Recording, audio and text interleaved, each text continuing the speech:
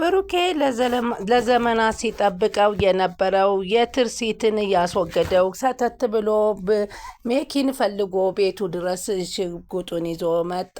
ሜኪን ለማስወገድ ብሎ ሲገባ ግን በስከ መጀመሪያ ያገኘው ብሩኬን ነበርና ብሩኬ ደግሞ ስለሚያውቀው እንዴት መጣ?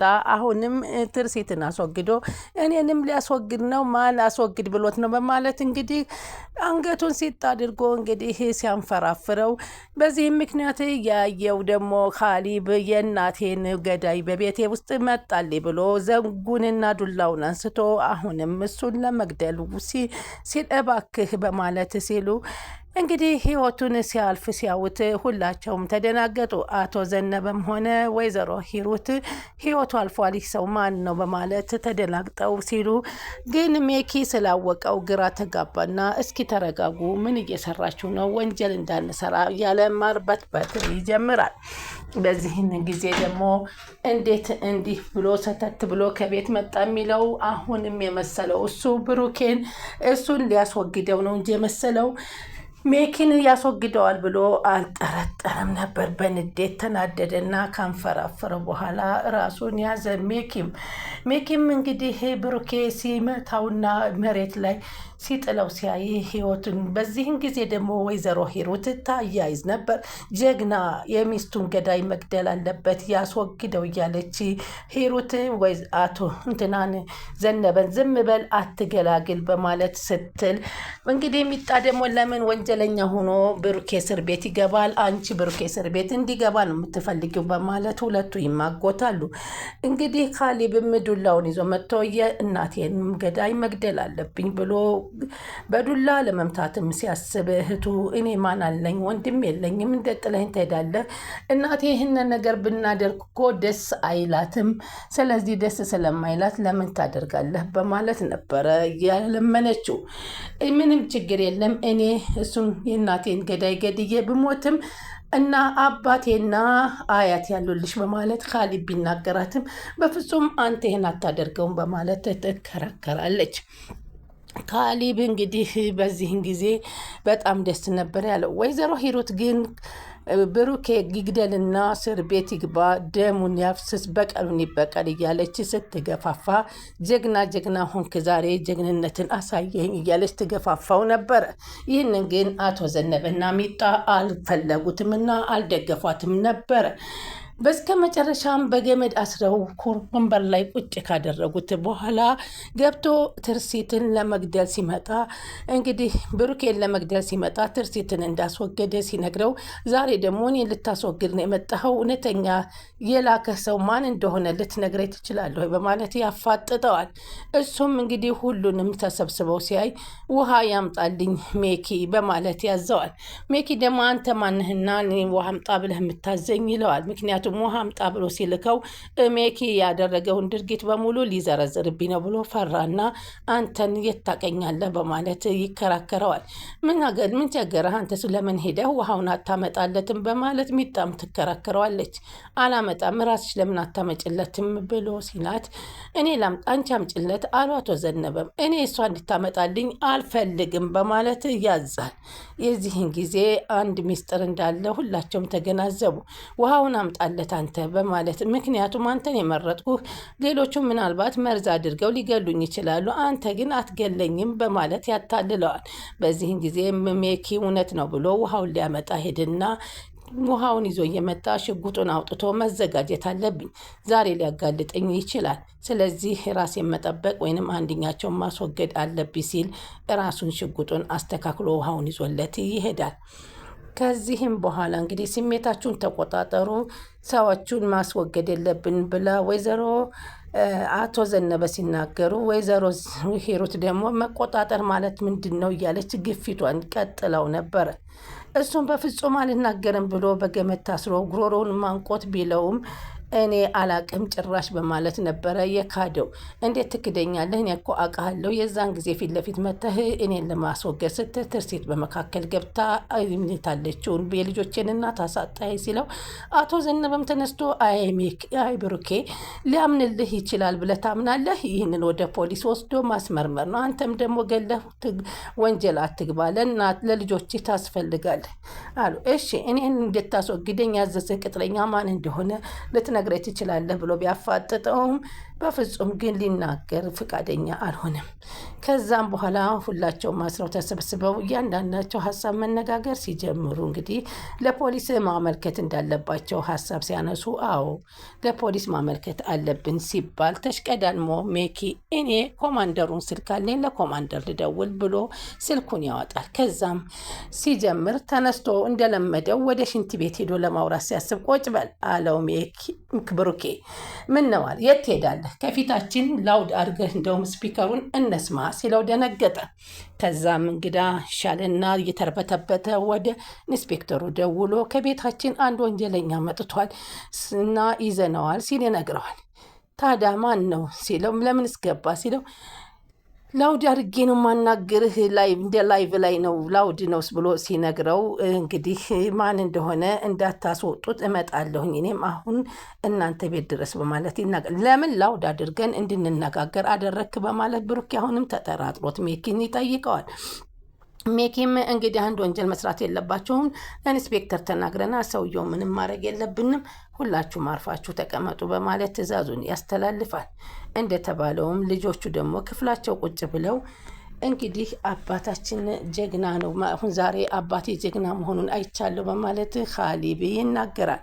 አንቺ ለምን ሰውየው ተይዟል እኮ መፍራት የለብሽም አላት። እኔ እንጃ አለች ሄቨን። እፈራለሁ። ለምን እማየን እንዳስወገዳት ባቅጥሩ ነው። ለምን እንዳስወገዳት ታውቃለህ ስትል ጠይቀዋለች። እኔ አላቅም በማለት ይመልሳል። ሰላም ወደ ቻናላችን ተከታታዩ ሰላማችሁ በያላችሁበት ይብዛ። ለቻናላችን አዲስ የሆናችሁ ሰብስክራይብ፣ ላይክ፣ ሼር እያደረጋችሁ አበረታቱን። የምታበረታቱንንም ከልብ እናመሰግናለን። ከያ ቀጣይ ፓርቲ ይዘንላችሁ መጥተናል።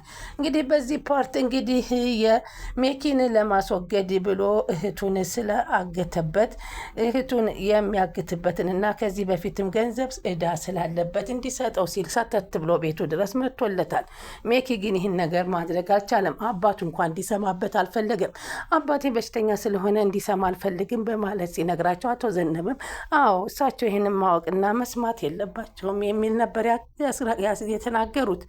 ከዛም በኋላ ሂጄን ላነጋግረው እንዳይጠፋ በማለት ሲል አንተ አትሄድም ቁጭ በል አሉት። ሆኖም ግን አቶ ዘነበ ይሄድና ይጠብቀው ሲል እኔም አብሬ ሄዳለሁ በማለት ብሩኬ ሲነሳ ብሩኬ አንተ ቁጭ በል ከዚህ ሲል እኔ ሄዳለሁ አለች ሚጣ። አንቺም ቁጭ በይ አለ። ከዛም እንደተለመደው ወደ ሰውየው ክፍል ሄድና እህቱን እንዳገተበት ስለሚያውቅ አስወግድሃለሁ አንተን እያለ ብሩኬ ሜኪ ከልጁ ጋር ሲከራከር እኔን ካስወገድክ እህትህ አደጋ ላይ ናት፣ እንደውም አሁን ምግብ አጥታለች፣ ልትሞትም ትችላለች፣ ትንሽ እያጣጣረች ነው ጥያት የመጣሁት ብሎ ሲነግረው እህቱ በህይወት ያለችበትና የሞተች መሆኗን የታገተችበትን ቦታ እስከማያውቅ ድረስ ያንን ነገር ግዴታ ሰውየውን ካስወገድኩት ቦታውን ላቅ አልችልም፣ እንደገና ወደ ፖሊስ ደግሞ ከተመራ ደግሞ ነገሮችን ሁሉ እኔ እንዳዘዝኩት ይናገርብኛል በማለት ይፈራል። ነገርኩህ አለው። አንተ ህይወት በእኔ እጅ ውስጥ ነው ያላት። ፖሊስ ልቅሳ ባታመጣና ብንደራደር መልካም ነው አለው። ምክንያቱም አንተ ያዘዝከኝ ስራ ነው የፈጸምኩት። እኔ ትርሲት ድንገት መታ በመሀል ገብታ ስተት ሰራሁ እንጂ ብሩኬን ላስወግድልህ እንዲያርኩ ታውቃለህ በማለት ይነግረዋል። እና ታዲያ ስተት ስራ ብያለሁ እንዴ በማለት ይከራከረዋል። አሁን ክርክሩ አያስፈልግም፣ ይልቅ ከዚህ ፍታኝና ልቀቀኝ በማለት ይነግረዋል። ካልፈታኝ ግን ፖሊስ ካመለከትክ ፖሊስ ከመጣ ደግሞ እኔ ሁሉንም ሚስጥር እናገራለሁ። እህትህም በዛ በታገተችበት ቦታ እህል ምንም አጥታ እንደምትሞት መን በማለት ያስጠነቅቀዋል። ከዛም ይህንን አምኖ እንግዲህ የታሰረበትን ከፈታ በኋላ በመስኮት አስቀንጥሮ እንዲሄድ ያደርገዋል። ከትንሽ ጊዜ በኋላ ኮማንደሩ መጥቶ የት አለ ወንጀለኛው በማለት ወደ ወንጀለኛው ሊሄድ ሲል ወይዘሮ ሂሩት አግታ መጀመሪያ አንተ ኮማንደር ከሆንክ እንዴት ትመጣለህ? ትእዛዛዘህ ከአንተ በታች ያሉትን ነበር የምትልከው። ሲጀመርስ ለምን ብቻህን መጣህ? በማለት ጥያቄዋን እውነተኛውን አፋጠጠችው። በዚህን ጊዜ ኮማንደሩም ተደናገጠና እስኪ ለመሆኑ መታወቂያን አሳየን አለችውና መታወቂያውንም አውጥቶ አሳያት። ከዛም በኋላ እኔ ይሄን ነገሩን ካጣራሁ በኋላ በደቂቃ ደውዬ የኔን ታዛዦች አስመጣቸዋለሁ። እኔ ይሄንን ነገር ቀጥታ እሱ ለእኔ ስለደወለልኝ ሜኪ ነው በማለት ሲላት እሺ በማለት ወደ ክፍሉ ይሄዳሉ። ወደ ክፍሉ ሲሄዱ ግን ያልጠበቁት ነገር ተከሰተ። ሰውየው ከወንበሩ እንደታሰረ የለም። ምክንያቱም እንዳይመታውም ሽጉጥ ደግኖ ይዞ ነበረ ፈትቶ በመስኮት እንዲያመልጥ ያደረገው። ግን እመነኝ አለው፣ ገንዘቤን ካልሰጠህኝና ነገም አሁንም ታገኘኛለህ፣ እህትህን አታገኛትም በማለት ዝቶበት ነበረ የሄደው። ከዛም ኮማንደሩም ተናደደና የት አለ ሰውየው? አንተነህ ፈትተህ የሰደድከው በማለት ከሱ ጋራ ግብ ግቡን ይይዛል። በዚህን ጊዜ እባክተው ብሩኬ ወንጀል አትስራ፣ እሱ ያለሱ በቀር ማንም ሊያሸሸው አይችልም። አንተ ነህ ያሸሸኸው፣ አንተ ሆን ብለህ ነው ይህንን ነገር እያደረግከው። ከቤት መጥቶ እኔን እንዲያስወግደኝ አዘህ ያስመጣኸው አንተ ነህ በማለት እንግዲህ ብሩኬ ሜኪን አንገቱን ሲጥ አድርጎ ሲይዘው፣ አቶ ዘነበና ሚጣ ግን ወንጀል አትስራ እባክህ፣ ከወንጀል ነጻ ሁን በማለት እየለመኑ ያገላገሉት። በዛን ሰዓት እንግዲህ ኮማንደሩም ተናደደና እንግዲህ በቤታችሁ ውስጥ ያለን ነገር ያስፈራል። ስለዚህ ከዚህም ውስጥ ቤታችሁ ግቢም ውስጥ ወይም በክፍላችሁ ሊሆን ይችላል ይህ ወንጀለኛ ሲላት፣ ወይዘሮ ሂሩት ተደናገጠችና ወይኔ ልጆቼ አደጋ ላይ ናቸው ማለት ነው በማለት ደንግጣ ትነስታ ወደ ልጆቹ ስትሄድ፣ ልጆቹ ግን ከወደ ውስጥ ቆልፉት ብላ ስላዘዘቻቸው ከወደ ውስጥ ቆልፈው ተቀምጠው ስለነበረ ምንም አልሆኑም። ሜኪ እንዳስወጣው ግን ኮማንደሩ እርግጠኛ ነበርና ለምንድን ነው ይህን ነገር ያደረግከው በማለት ኮማንደሩም ሲጠይቀው እህቴን እኮ በሱ ቁጥጥር ስር ናት ያለችው፣ እህቴ የት ቦታውን እስካሁን አላወቅኩትም። ስለዚህ እሱን አንድ ነገር ባስይዘው አንደኛ ወንጀልን ለእኔ ያጋልጠኛል፣ ሁለተኛ እህቴን ላገኛት እኮ አልችልም በማለት ሲነግረው ተሳስተሃል፣ እንደውም ወንጀለኛውን ይዘነው ቢሆን ኖሮ እህትህ ያለችበትንም ቦታ እናቅ ነበረ፣ የአንተንና የብሩኬን የትርሲትን ጉዳይ አፉን እናዘጋው ነበረ። እዚህ ጋር ለዚህን ብለህ ማድረግ ጥፋተኛ ነህ ብሎ ሲለው እንግዲህ አድርጌዋለሁኝ አለው። ምክንያቱም ኮማንደሩ ነገሮች በከበዱ ቁጥር ከሜኪ ገንዘብ እንደሚያገኝ ስላወቀ ገንዘብ አለማገኘቱ ያናደደው ይመስላል። በዚህን ጊዜ ነገም ዛሬም ግን አልለቀውም በማለት እንግዲህ ብሩኬ እየዛተበት ነው። በእውነት ግን ብሩኬ መግደል የለበትም። እንኳን አልገደለው ቢገል እንግዲህ ሂሩትም ልጆቹን ይዛ እዛ ቤት መቀመጥ ስለምትፈልግና ሀብት ንብረት ስለምትፈልግ ነው። ልጆቹም ደግሞ ትርሲትን አጥተው ብሩኬን ማጣት የለባቸውም። አቶ ዘነበ ሲከላከሉ የነበረው ነገር በጣም ጥሩ ነበረ። ወይዘሮ ሂሩት ግን አቶ ዘነበ ሲከላከሉ ለምን እንደዚህ ታደርጋለህ? በቀል ነው፣ ደሙን በደሙ ይመልስ እያለች ስትንጫጫስ ነበረ። ግን ሚጣና አቶ ዘነበ አይ ወንጀል አይሰሩም ቢሏት አንተ እዚህ ተቀምጠህ ፈላጭ ቆራጭ ሆንክ በማለት አቶ ዘነበን ስትሳደብ፣ እሷ ደግሞ አባቴን እንድትናገሪ አልፈልግም፣ አንድ ነገር እንዳትናገሪ በማለት ሚጣ ታፈጥባታለች።